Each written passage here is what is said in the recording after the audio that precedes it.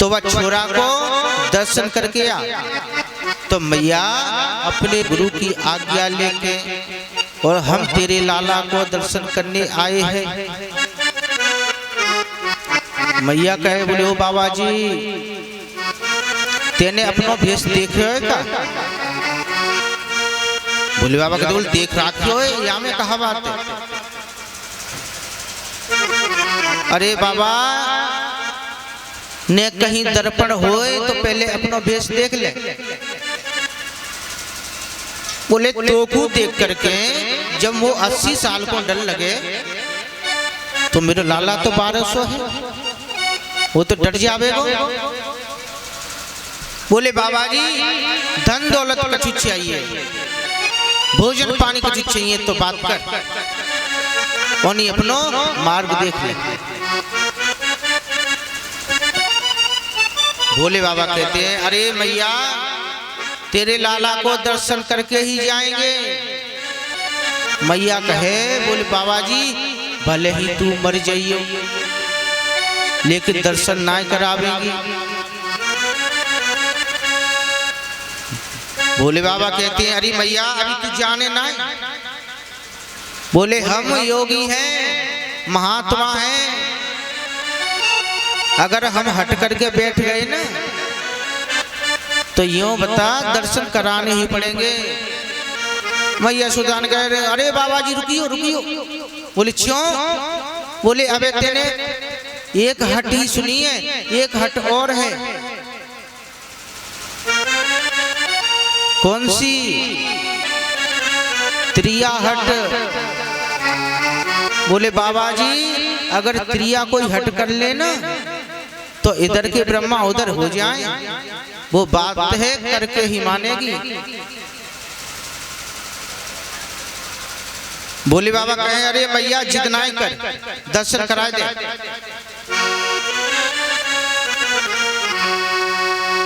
अरे मैया अगर तेने दर्शन ना कराए तो यूं समझ ले हम 12 वर्ष की धूनी रवा लेंगे तेरे दरवाजे पे। मैया कहती है बाबा जी मैं 16 वर्ष तक अपने लाला को बाहर ना निकालेंगे।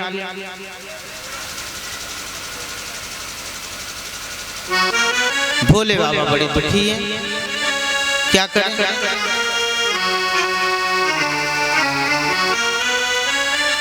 भोले बाबा कहते अरे मैया या ही दरवाजे के आगे बैठ जाएंगे। मैया कहते बोले बाबा जी मेरे महल में 85 दरवाजे हैं, 85 चौक हैं, कौन कौन से पे बैठेगो? भोले बाबा बड़े दुखी हैं। बोले मैया तो आज जिद करके बैठ गई, तो आज उदास होकर के भोले बाबा जाने लगे और कुछ दूरी पर एक बगीचे में बैठ गए। अब तो ठाकुर जी ने जैसे देखा कि आज भोले बाबा दुखी होकर के लौट गए, अब तो ठाकुर जी रुदन करने लगे, रोने लगे। अब तो बंद ही ना हो।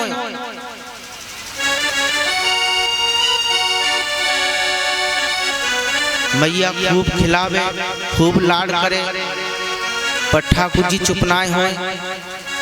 गोपियां भागी भागी आई, अरे मैया कहा बात है, लाला क्यों रोवे? यशोदा मैया कहे पतो ना कहा बात है, चुप ही ना है रहे हो। बोले मुझे तो ऐसे लगे कि यहाँ पे कौन जादू टोना कर दिया। भैया यशोदा एक बात बता, कोई आयो का सुबह से यहाँ? बोले हाँ एक बाबा जी आयो, लाला के दर्शन की इच्छा कर रहे हो, मैंने मने कर दिया। गोपियां कहे बोले मैया मुझे तो ऐसा मालूम हो कि वो बाबा जी ही यहाँ पे जादू टोना कर गए। बोले अब बोले अब तो बाबा जी को पकड़ के लाओ, जब ही लाला चुप होएगा। सुखदेव जी कहते राजा परीक्षित आज जैसे ही सभी गोपियां बाबा जी को ढूंढने गई, कुछ दूरी पर भोले बाबा मिल गए। इन गोपियों ने जाकर के कहा, बोले ओ महाराज। बोले हाँ। अरे ने चलियो तो सही। बोले यशोदा मैया को जो लाला है ना, बाको नजर लग गई है, एक राई नोन कर दे, नजर उतार दे। बोले बाबा कहते गए, बोले हम नहीं जाएंगे। बोले वो मैया तो बड़ी हटीली है, माँ ने हमको अपने यहाँ से भगा दियो, अब हम नहीं जाएंगे। गोपियां कहती हैं, चल रे जोगी नंद भवन में,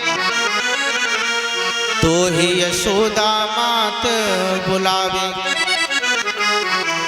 बाके लाला को नजर लगी, राई नोन करवावे।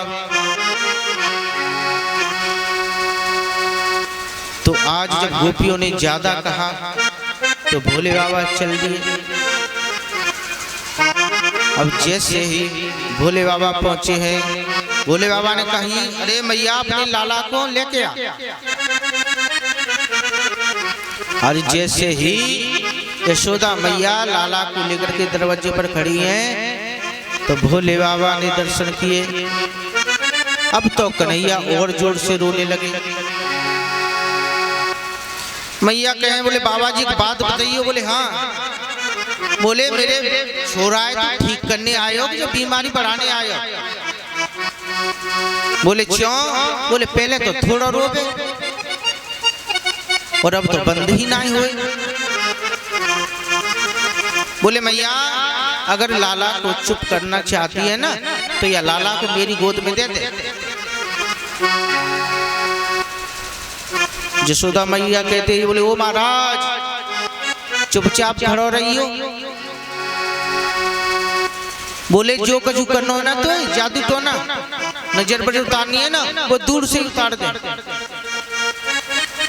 बोले तेरे गले में ये जो नाग लटक रहे हैं ना, इनको देख के मेरा लाला डर जावेगा।